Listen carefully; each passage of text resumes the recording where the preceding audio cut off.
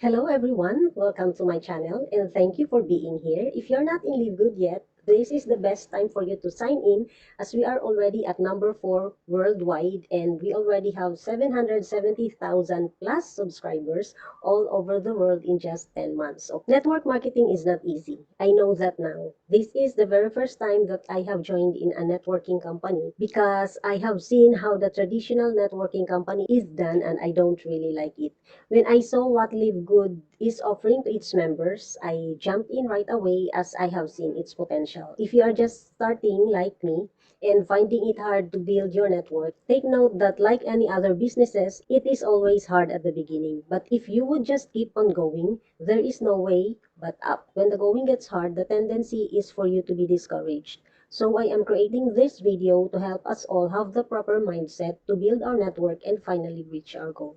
At first, I myself was really skeptical if I could even convince people to join. But to my surprise, a number have already joined my team through this channel. I was not really expecting that because the main purpose of this channel is to make tutorials as guide for members. And having those enrollees on my team would not be possible if I have given into my fear.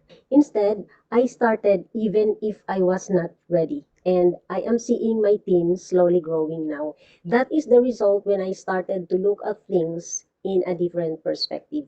May I ask you, what is one of the biggest hindrance why you are not progressing in your networking? The answer is a big procrastination. That is why today we are going to discuss about crushing procrastination and boosting your networking productivity. First, let's talk about the elephant in the room, that is procrastination.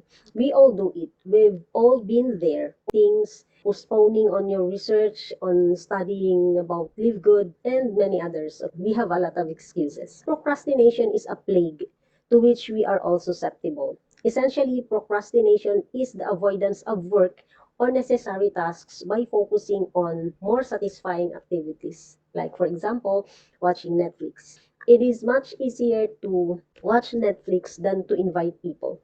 It's easy to blame procrastination to a lack of self-motivation, lazy habits, or incompetence. But in reality, procrastination is chemical. Okay? It's a chemical in our brain. There's a science to why we prefer relaxing activities to the required. Okay? Mas ginugusto natin yung mga bagay na easier to do or things that makes us relax or makes us happy instead of doing the things na kailangan gawin. It boils down to the battle or war between the limbic system and the prefrontal cortex. Okay, the limbic system is a set of brain structures containing the pleasure center or the happy feeling. It is what handles most of our life in autopilot. Ito yung seat of our emotions, seat of our impulses, okay? While the prefrontal cortex is about planning and decision making. The prefrontal cortex is much smaller and the weaker portion of the brain. So, oftentimes, the limbic system wins. Natatalo yung ating planning abilities ng ating limbic system because yung limbic system is more on the happy feeling and more on the relaxing side, okay? Which leads to procrastination. So, how do we overcome procrastination? It is difficult but possible. It starts with understanding why we procrastinate. It's often a result of fear, self-doubt, and just not knowing where to start.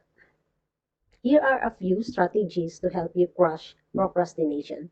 Number one is time management. Use time blocking techniques to schedule dedicated networking time. Since you have already joined in this business, you must find time to do it. So I will show you here a table. Okay, this table is actually a schedule, daily schedule from Monday to Sunday, 8 a.m. until 12 a.m. This is actually my schedule, but I am still on the process of updating this kasi hindi naman palagi yun ang ginagawa. But usually, I wake up late, mga 7 to 8 and or 9 to 10. During the early hours now, upon waking up, I do household chores and then do the other activities related to the business. Okay, I try to do this business on a daily basis. So, it would be a habit. Pwede kayong gumawa ng ganito and try to follow whatever man yung inilagay nyo doon sa schedule nyo. Okay, this is called blocking. Binablock mo yung time mo sa buong araw na maging productive ka. Okay, let's go back. So, you have to break tasks into smaller steps para hindi ka ma-overwhelm doon sa mga gagawin mo. So, kailangan mong i-distribute sa buong araw kung ano yung mga gagawin. Hindi yung sa isang buhos gagawin mo siya kaagad. Because ma-overwhelm ka and it will lead you again to procrastination, okay? You have to make a checklist and parang yung pinakita kong schedule na once na nagawa mo na yung isang task, you have to check it out and that will give you a sense of fulfillment, okay? Well, sisingit ko lang, there is what we call dopamine. Dopamine is a chemical that communicates between nerve cells in our brain and body. It is known as the pleasure hormone or our happy hormone because it is released when we are doing something that makes us feel good. When we're in love, for example, we are happy and without question, we do the things that make yung tao na mahal natin to be happy. We don't even procrastinate. Gusto natin mayat maya ginagawa natin yung mga bagay na makakapagpasaya sa kanila. So when our checklist is crossed out, you have this feeling of fulfillment which makes you happy. Now, happiness is communicated to our limbic system. And as I've mentioned earlier, limbic system is like our autopilot. When we accomplish a task and is happy with it, it registers on our limbic system and thus you are eager to do another task to experience the feeling again. So, para siyang drug, yung feeling of happiness. Now, when you accomplish a thing, na-check out mo na, di ba? Giging, halimbawa is, in-schedule mo yung time na yon. Halimbawa, 10 o'clock, I will invite these two people to attend the Zoom meeting tonight. And yung two people na yun is nag-agree to attend the Zoom meet. And then, so, na-check out mo na yung checklist na yon. Na-accomplish mo na siya. And when you have accomplished that, di ba, nagkakaroon ka ng sense of fulfillment and nagiging excited ka. That excitement is registered doon sa ating limbic system. No?